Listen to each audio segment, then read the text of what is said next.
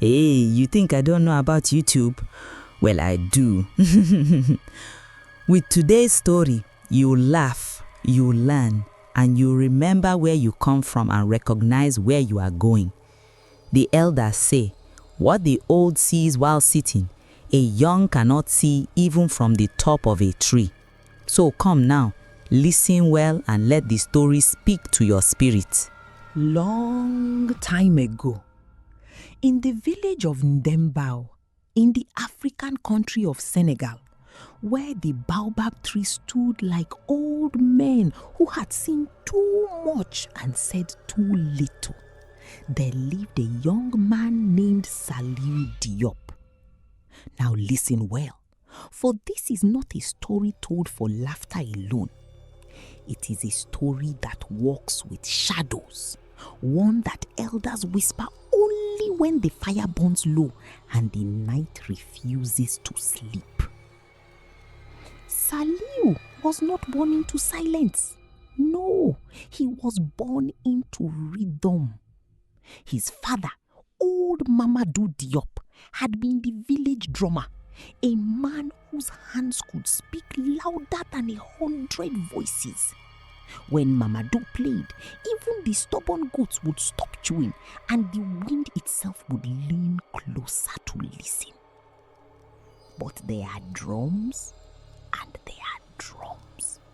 And Mamadou Diop was the keeper of one that no man was meant to touch.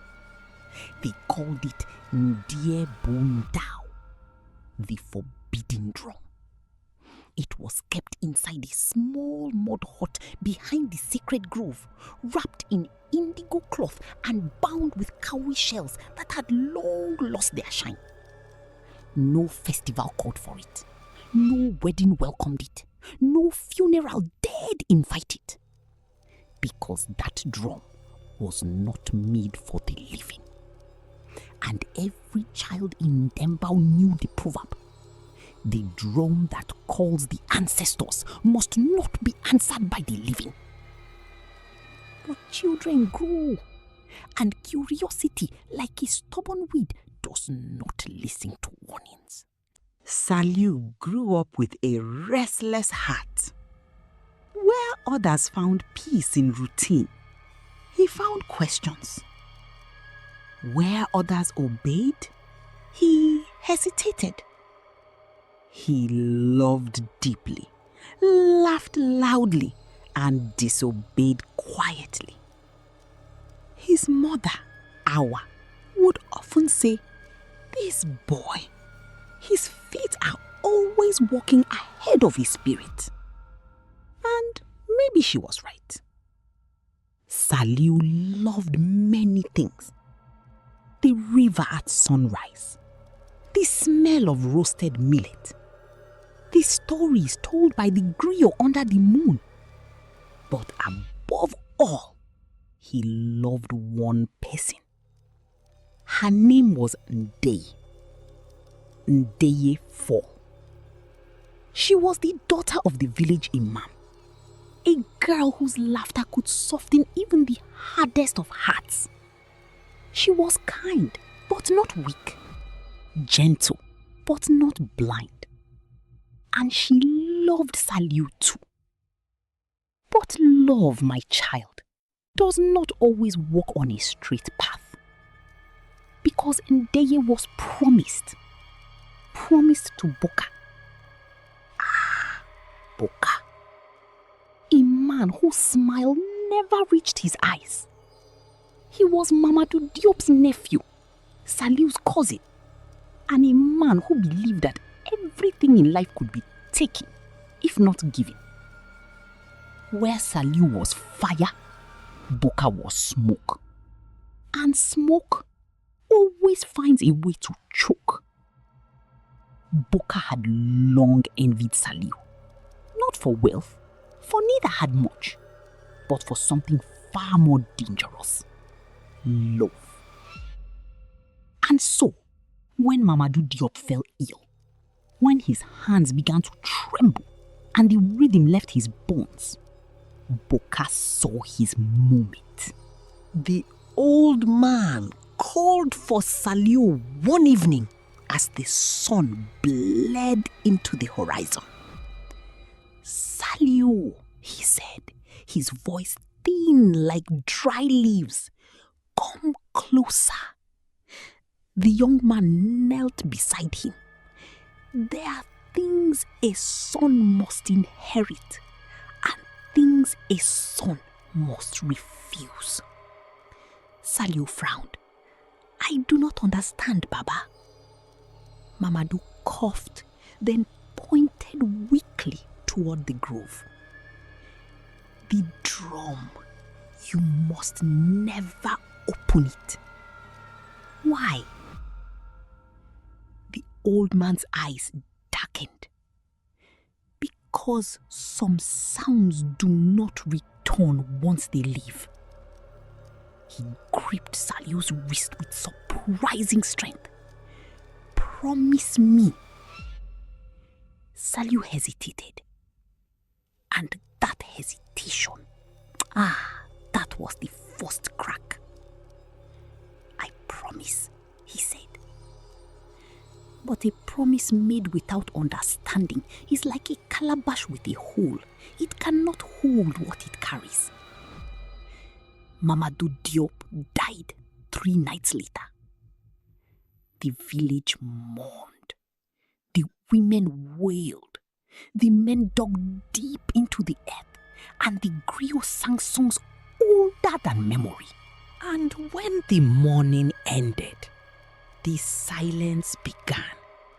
Not the silence of peace, but the silence of waiting. Because now the forbidden drum had no keeper. And a thing without a keeper invites trouble.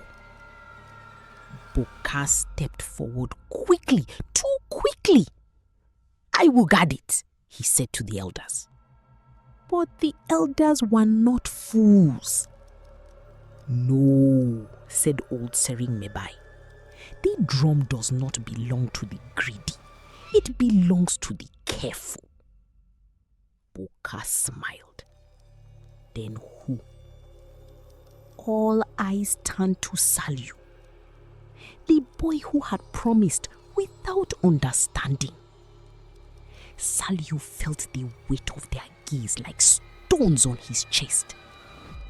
I will do it," he said. And just like that, the burden became his. At first, he was careful. He avoided the grove. He avoided even thinking of the drum. But the mind is a stubborn traveler. It returns to places it should forget. Days turned into weeks, and strange things began to happen. At night, Saliou would hear faint rhythms in the distance. Not loud, not clear, but there. A soft dum, dum, dum, like a heartbeat buried under the earth. He told no one, because who speaks of things they cannot explain? But Ndeye noticed. "You no longer laugh," she said one evening by the river. "I am tired," he replied. "From what?" He had no answer. Because how do you explain a sound that lives inside your head? Then came the dreams. Dreams of his father standing by the grove, not speaking, just watching. And behind him, shadows that moved like people but had no faces. Saliou would wake up sweating, his heart racing like a chased animal. And still, he said nothing. But Boka watched. Boka always watched. One afternoon, he approached Saliou with a calm that felt wrong. "You hear it too, don't you?" he said. Saliou froze. Hear what? Buka smiled slowly. The drum. Saliou turned away. You speak nonsense. But Buka stepped closer. My uncle did not tell you everything. Saliou's chest tightened. What do you mean? Buka lowered his voice. That drum, it does not just call the ancestors. Saliou swallowed. It gives power. Ah, there it was. The word that has led many men into darkness. Power. You lie, Saliou said. Buka shrugged. Then why does it call you? Silence. Go, Saliou muttered. But the seed had been planted. And seeds do not ask permission before they grow. That night, the rhythm was louder, closer. Dum, dum, dum. Saliou sat up. The moonlight stretched across the floor like long fingers. And for the first time, he stood. His feet moved before his thoughts could catch them. Step by step, he walked toward the grove. The air grew heavy. The trees whispered. And there it was. The hut. Small. Silent. Waiting. His father's voice echoed in his mind. Promise me. Saliou's hand trembled. I just want to see, he whispered. Because that is how it begins. Not with a desire to destroy, but with a desire to understand. He stepped inside. The drum sat in the center, wrapped in indigo cloth. The cowries stared at him like blind eyes. The rhythm grew louder. Dum, dum, dum. He reached out, paused. Then he opened it. The sound stopped completely. No drum, no echo, nothing. Saliou frowned. That's all? He laughed nervously. Just a drum. He lifted it. And in that moment, a wind tore through the hut. Cold. Wrong. The flame of his lantern died. And from the darkness came a voice. Not loud, but deep. You have answered. Saliou dropped the drum. What? Who? The shadows moved. They gathered. They breathed. You have opened what was closed. His heart pounded. I meant no harm.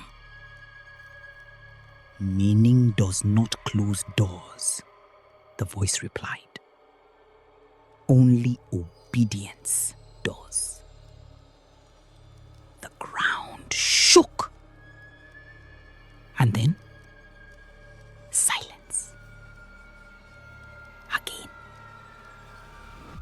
this time, it was different. Heavy. Like something had entered the world and refused to leave. Saliou ran. He ran until his lungs burned, until the village came into view. But something was wrong. Too quiet. No dogs barking. No babies crying. No fire crackling. Just stillness. He slowed. "Salam?" he called. No answer. He stepped into the village square. And what he saw? Oh, even now, the elders lower their voices when they speak of it. The people stood frozen, eyes open, bodies still. Like statues carved from fear. "Ndeye," he whispered.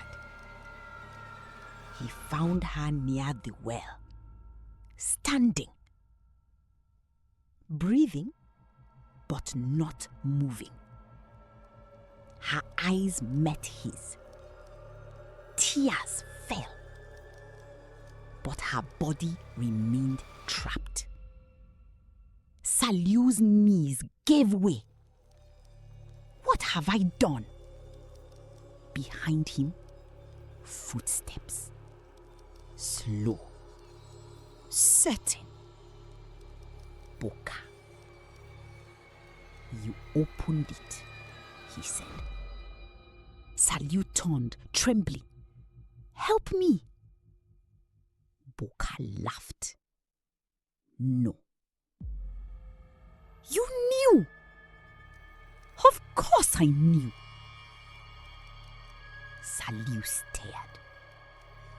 "Why?" Boka's eyes gleamed. "Because now they belong to me." The shadows began to gather behind him. "You see," Boka continued, "the drum does not give power." He smiled wider. "It transfers it." Saliou's breath caught. "And you," Boka said softly, "just handed it over." The shadows moved towards Saliou. Cold hands.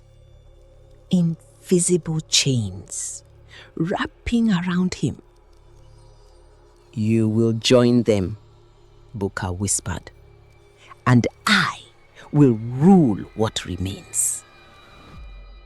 "But love, my child, love is stubborn, even in the face of darkness, even when hope has already packed its bags." Saliou looked at Ndeye, and something inside him refused to break. He remembered his father's words. Some sounds do not return once they leave. Unless they are called back. With shaking hands, Saliou crawled toward the drum.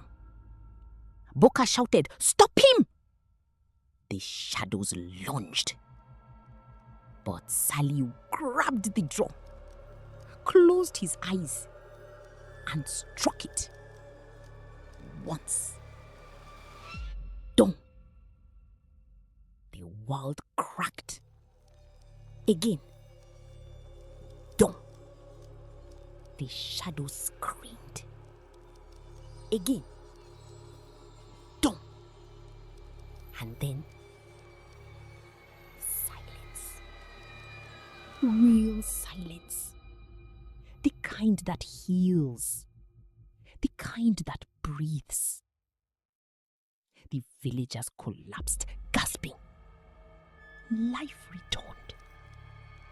Ndeye fell into Saliou's arms. And Boka did not move.